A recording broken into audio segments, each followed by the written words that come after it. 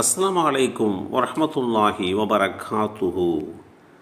பசி ஏற்படுத்தும் விளைவுகள். அபூ ஹுரைரா ரதியல்லாஹு அன்ஹு அவர்கள் கூறினார்கள், யா அல்லாஹ், முஹம்மதின் குடும்பத்தாருக்கு பசியை தணிக்க தேவையான உணவை வழங்குமாயாக என்று அல்லாஹ்வின் தூதர் ஸல்லல்லாஹு அலைஹி வஸல்லம் அவர்கள் பிரார்த்தித்தார்கள். இந்த செய்தி ஸஹீஹ் முஸ்லிமில் 1904 என்ற எண்ணிலே பதிவு செய்யப்பட்டிருக்கிறது. பசி மனித வாழ்க்கையில் எத்தகைய தாக்கத்தை ஏற்படுத்தும் என்பதெல்லாம் நாம் அறிந்த விஷயங்கள். இப்படிப்பட்ட ஒரு சூழ்நிலையிலே அல்லாஹ்வுடைய தூதர் ஸல்லல்லாஹு அலைஹி வஸல்லம் அவர்கள் பிரார்த்தனை எத்தகைய வழிமுறையை நமக்கு காட்டி தந்திருக்கின்றன என்பதை நாம் சிந்திக்க கடமைப்பட்டிருக்கிறோம். ஜாபிர் இப்னு அப்துல்லா ரலியல்லாஹு அன்ஹு அவர்கள் கூறினார்கள், அல்லாஹ்வுடைய தூதர் ஸல்லல்லாஹு அலைஹி வஸல்லம் அவர்கள் வயிறு பசியினால் ஒட்டியிருப்பதை நான் கண்டேன். இந்த செய்தி ஸஹீஹ் முஸ்லிமில் 4144 என்ற எண்ணிலே பதிவு செய்யப்பட்டிருக்கிறது. பெரும்பாலும் பசியோடு இருக்கக்கூடிய நிலைகளைத்தான் அல்லாஹ்வுடைய தூதர் ஸல்லல்லாஹு அலைஹி வஸல்லம் அவர்கள் பெற்றுக்கொண்டார்கள். அவர்கள் வயிறு நிரம்ப உண்டு, வயிறார சாப்பிட்டு இருந்தார்கள் என்பது போன்ற உண்டான நிகழ்வுகள் எல்லாம் மிக குறைவிலும் குறைவு. பெரும்பாலான முறை வாழ்வியல் முறை பசியோடு இருந்ததுதான் நமக்கு தெளிவுபடுத்தி காட்டுகிறது. அன்னை ஆயிஷா நாயகி ரலியல்லாஹு அன்ஹா அவர்கள் மூலமாக அறிவிக்கக்கூடிய ஒரு செய்தியை பார்க்கின்ற போது, எங்கள் வீடுகளில் தினமும் அடுப்பு வைத்து அடுப்பு எரித்து சமைத்து சாப்பிட்டதாக தொடர்ச்சியாக இந்த நிலை இருந்ததில்லை. இப்படியும் குறிப்பிடுகிறார்கள். அல்லாஹ்வுடைய தூதர் ஸல்லல்லாஹு அலைஹி வஸல்லம் அவர்களுடைய வாழ்வியல் முறை,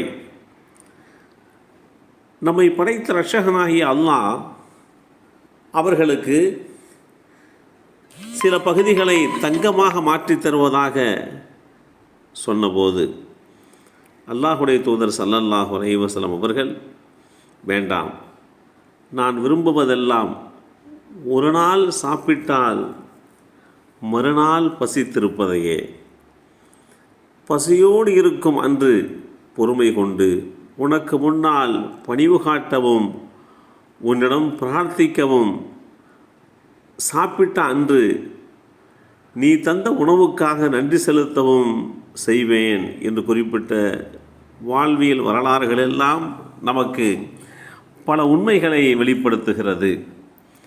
பசியோடு இருக்கவும் பழகிக்கொள்ளுங்கள் என்று சொல்வார்கள். பசியின் மூலமாக எண்ணற்ற பலன்கள் இருக்கின்றன.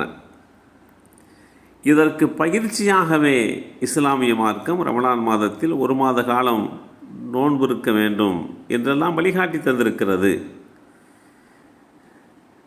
நமது உடலுக்கு பசியோடு இருப்பது மிகப்பெரிய ஆரோக்கியத்தை தருகிறது.